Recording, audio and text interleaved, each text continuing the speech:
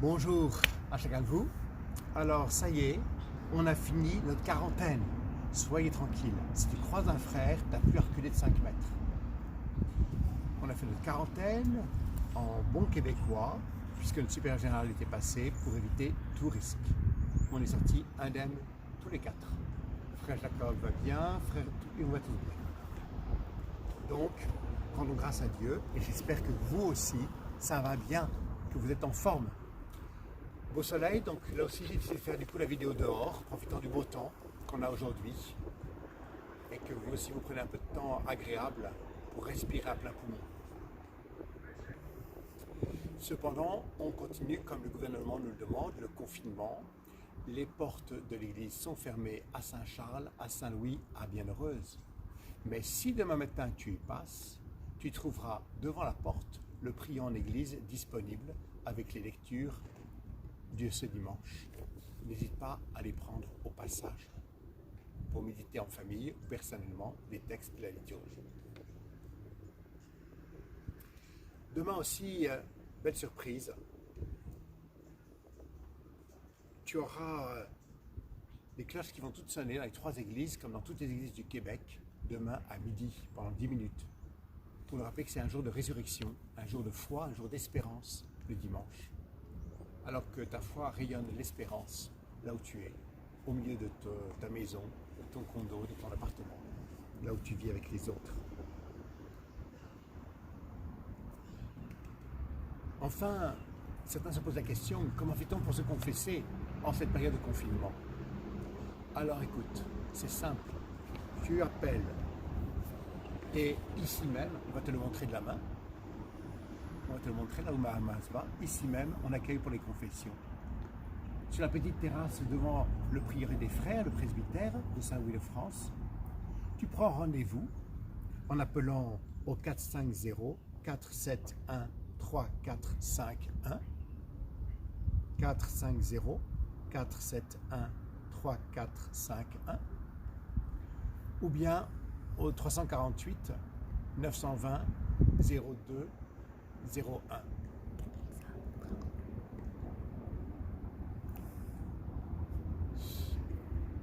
Pour laisser un message et puis on te rappelle pour prendre les rendez-vous. Et là, à l'extérieur, à 2 mètres de distance l'un de l'autre, on fixe les rendez-vous pour les confessions de ceux qui souhaitent. Alors encore quelques petites nouvelles à vous partager. Conscient que nos talents ne savent pas encore contrôler parfaitement l'acoustique de Saint-Louis-de-France et que donc les messes que nous retransmettons ne sont pas toujours audibles facilement, on a pris la décision, les frères, qui avaient quand même suffisamment de messes proposées depuis 6 h du matin jusqu'à X heures du soir sur Internet ou sur la télé, vision, pour que vous puissiez suivre la messe tranquillement depuis chez vous, avec une sécurité d'audition et de qualité de transmission. Je vous donne juste quelques pistes. Sur Internet, tu as Vatican News, où tu peux rejoindre la messe du pape tous les matins, avec la traduction en français. Tu choisis la langue.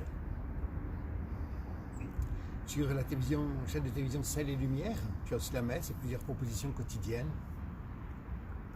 Sur ecdq.tv, tu as des très bons programmes chaque jour organisés par l'Église du diocèse de Québec. Et puis, ben évidemment, avec mon accent, vous le savez, je suis français. Donc sur ktotv.com, tu as aussi des bonnes émissions intéressantes pour nourrir ta foi durant cette période de confinement. Voilà ce que je voulais te partager. Ceci étant, on ne va pas abandonner la chaîne YouTube. On fera régulièrement des petites capsules de 5-7 minutes sur des thèmes ou des questions que tu te poses pour nous permettre de cheminer ensemble durant ce temps de carême et de continuer ce lien fraternel les uns avec les autres. Avant de te quitter, aujourd'hui, je voudrais simplement évoquer cet évangile de ce 5e dimanche de Carême. Saint Jean, au chapitre 11. Il s'agit de la résurrection de Lazare. Un texte magnifique. Moi, je suis la résurrection et la vie. Quiconque vit et croit en moi ne mourra jamais. Crois-tu cela? Face à tout ce poids d'inquiétude, d'anxiété, de soucis, de lassitude pour certains, parce que le confinement, c'est pas facile, l'éloignement des autres, c'est jamais agréable. Accueillons Jésus dans notre vie, dans notre cœur, et renouvelons nos actes de foi. Jésus, je crois en toi. Jésus, je crois en ta parole.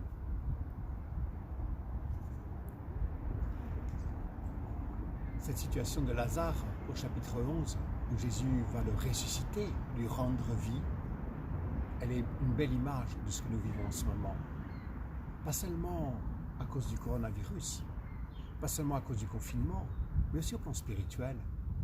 Ce temps du carême, c'est un temps pour nous inviter à réfléchir sur la place que nous laissons à Dieu dans notre vie et dans nos choix de vie.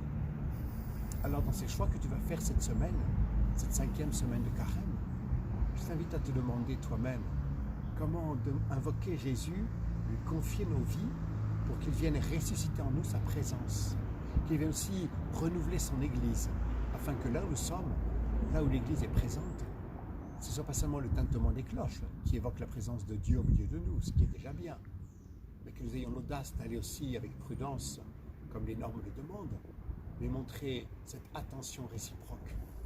Soyons des bénévoles de Jésus, puisqu'il nous invite à être des bénévoles dans notre société actuelle.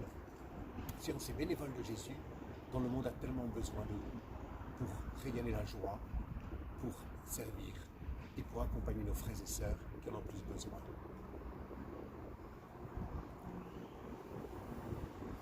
Merci de ta prière pour chacun de ceux et celles que tu connais, que tu ne connais pas, mais qui sont aussi affectés par cette situation.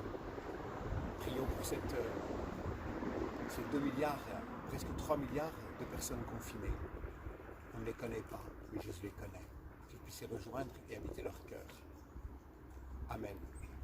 Bon dimanche, en ce 5e dimanche de Carême. Amen.